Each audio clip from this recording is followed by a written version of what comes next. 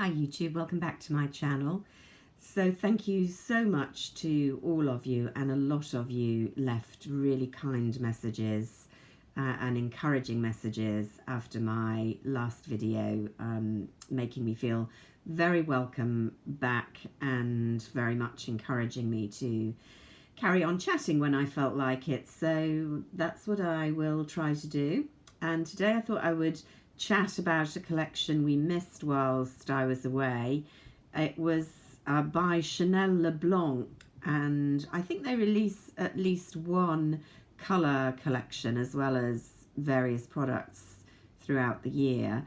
And this year it was called Les Pierres Lumière, or Les Pierres de Lumière, Stones of Light, something like that. I thought it was quite an odd collection. There was a mixture of the very typical pastel shades, and I'm going to show you a couple of products that kind of fall into that category, the eye palette and one of the nail varnishes that I managed to get. Then there was a blush that colour coordinated, I suppose, with this palette. There were two palettes, in fact, a peach based one and a pink based one. I've got the peach one. And there was one of those tweed tweed blushes that come out from time to time. Really nice, but aesthetically I didn't feel it actually mixed in with the collection that well. Although I suppose you could say, well, it was like a kind of play on textures. I don't know. I didn't get it in the end, although it was a nice blush, partly because I've just got too many Chanel blushes at the moment and I need to use some of them up. I bought a highlighter, which I will show you in a minute, that's very, very nice. There were 4 nail varnishes, one of which was either sold out. I suspect it never got here because I literally went down to my local Chanel within a day of it being released, and it was the other one that went with this. So I don't know if you can see, it's very sunny at the moment. I'm wearing this at the moment, and it's a kind of peach apricot pearl de Corée, it's called. Very, very frosty, quite dated, the sort of thing my aunts, who were kind of around young women in the 50s, really liked to wear, and I kind of associate it with women of that era. So if I wasn't a collector, I don't think I would have bought it, but I did buy it, and I'm wearing it today, and I suppose it's quite pretty, inoffensive anyway. It certainly seems to be a nice consistency. I've been wearing it for 3 days. This is the 3rd day, and it's not chipping, just starting to go a little bit on the tips. So that's not bad for me. Now there was a one that kind of matched this, and I can see how it fitted in with the collection, and that was a kind of creamy pearlescent white, and that was the one that never showed up at all. I was quite glad in a way, because I don't wear those white, especially the pearly ones, very often.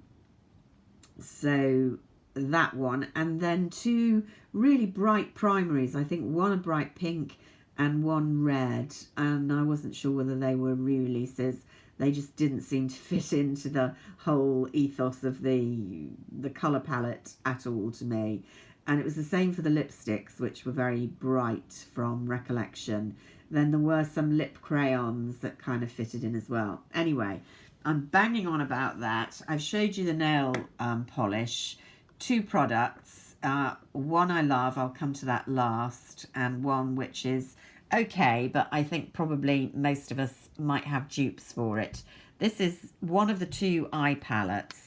I think it was the only one that was available when I got mine, and this is the Lueur Ombre, and it's a very pretty palette. Let me just open it off screen because it's a bit awkward. There we go. So you can see there, one matte, that's this white creamy shade, which looks very, very pigmented there. You can see is quite powdery. I'm not sure how much use one gets from a cream matte and quite what you're supposed to do with it. I've dabbed it in the corners of my eyes and it looks okay, but I'm not sure it's a shade I really want to use a lot. The other shades, much more up my street. Down below here, a very pretty shimmery gold. Not the most brilliant texture. It feels a bit brittle and powdery. Swatches quite nicely. It looks pretty on the eye if you can take a lot of sheen and shimmer. And I probably shouldn't, but I can. So it's quite pretty. Then up here, the shade that attracted me, which is this pearly peach. There we go. That's well pigmented. Again, it looks a bit darker when I've worn it on the eye, and I don't know, there's something about it that I have to tone down quite a bit to make it wearable. And then a kind of mid-toned brown with kind of gold flecks in it. By far the most pigmented of these, and a useful shade. It works well on the eye. So what I would say about how this palette feels and applies, it's good. I mean, it should be for the price, but it's not super good. Do you know what I mean? This shade here is very, very pigmented and works very well. These two, well, these three really, they're fine, but for the price, I'm not sure they're brilliant. And to be honest, I haven't found myself really getting as much use of this palette as I expected to. I was thinking, do those shades kind of remind me of other palettes that I love? And I did immediately think of good old Tom, and particularly this peach. Now you can see in the palette, nothing like how it looks in the palette there. And it's much kind of goldier and lighter, but way much better texture, and looks, to me, on the eye far better. Gives a very similar colour range, but more flattering somehow. And then Old Faithful Enchanted. I should get out the new one. You know, this is about 8 years old now, and texture's still brilliant. That's coming off much lighter. So yeah, I mean, you wouldn't call those the same shade, but it's surprising how when you apply them, they look not dissimilar, to be honest. And I think, you know, I would tend to use, probably the fairest thing to say, this much more cool toned but similar selection, a little bit more than I have been using the Chanel one. But that's not to say it isn't a decent palette. You'd really be buying it, I think, for that peach tone, because kind of for the golds and the browns, you're likely to have got those in all sorts of other palettes that you've already got, including Chanel, including, you know, the latest Les Beige, that you've got a whole lot of similar browns and goldy browns in. I will talk about Les Beige, hopefully, a bit more in the future, because I am using and enjoying that a lot. For me, the hero of this collection was the Poudre Lumière, the highlighting powder in white opal. It's not my favourite highlighter of all time. I still marginally prefer the Dior ones, but it is very, very pretty powder. Now, you can see on camera, it just looks completely, slightly shimmery, but very dead white, dead cream white.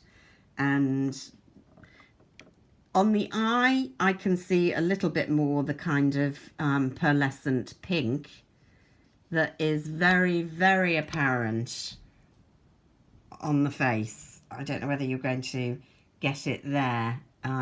You've got to get it in the right light.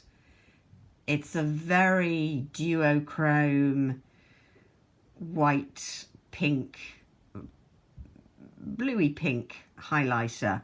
Really, really pretty on the cheeks, because according to the angle, it looks different. It's quite subtle. It's not as in your face as particularly some of the warmer powders. I think it's probably more subtle than the Dior pinky shimmery one that I've showed you some time ago, and which I still absolutely love. That has a slightly softer consistency.